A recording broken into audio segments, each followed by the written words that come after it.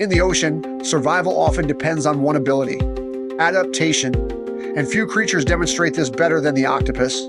It can change color in an instant, adjust its texture to match its surroundings, move fluidly in any direction. It doesn't rely on strength. It doesn't force its way forward. It adapts to the environment around it, and because of that, it survives in constantly changing conditions. Sales works the same way, because when the environment shifts, the approach that worked yesterday doesn't always work today. Earlier this week, we explored how conditions can change beneath the surface. On Monday, we talked about the thaw, how things can look like they're improving, while underneath, movement becomes more uncertain. And when the ground becomes unstable, the advantage shifts.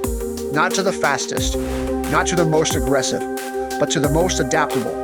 Let's look at how this appears in real conversations. Imagine you're speaking with a potential client. You're following a structure that has worked before. You're asking the right questions. You're walking through your process. But something feels off. The buyer's responses are shorter. Their engagement is lower. The conversation isn't flowing the way it usually does. Nothing is clearly wrong, but the approach isn't landing. This is where many sellers make a mistake. They repeat the script. They push forward. They try to regain control by doing more of the same. But the environment has changed, and the same approach no longer fits. A thoughtful seller does something different. They adapt. Instead of continuing the structure, they shift the conversation. They might say, "Let's pause for a moment. What's currently most relevant for you right now?" Now the dynamic changes. The seller is no longer forcing the conversation forward. They're aligning with where the buyer is. Adaptation doesn't only apply to structure. Sometimes it applies to timing. You're working through a deal that initially had momentum. Early conversations moved quickly. There was energy. There was interest. But over time, the pace begins to slow. Follow-ups take longer. Decisions stretch out.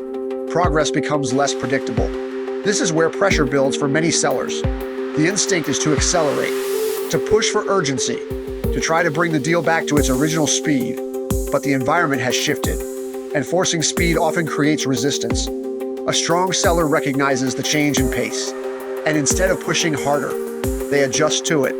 They might say, "It seems like priorities may have shifted a bit. How are you currently thinking about timing on this?" Now the conversation becomes grounded again. It reflects the buyer's reality, not the seller's expectation.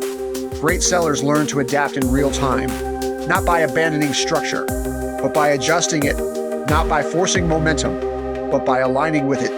They listen differently. They respond differently. They move with the conversation instead of against it. Because when conditions change, adaptation becomes the advantage. Throughout this week, we've explored how external conditions influence sales conversations. On Monday, we saw how the thaw creates instability beneath the surface. Today, we explored how adaptation allows sellers to navigate that instability. And often, the difference between a stalled deal and a progressing one is not effort. It's alignment, because the best sellers don't force the environment to match their approach. They adjust their approach to match the environment. The success lens mindset: change the lens, change the outcome.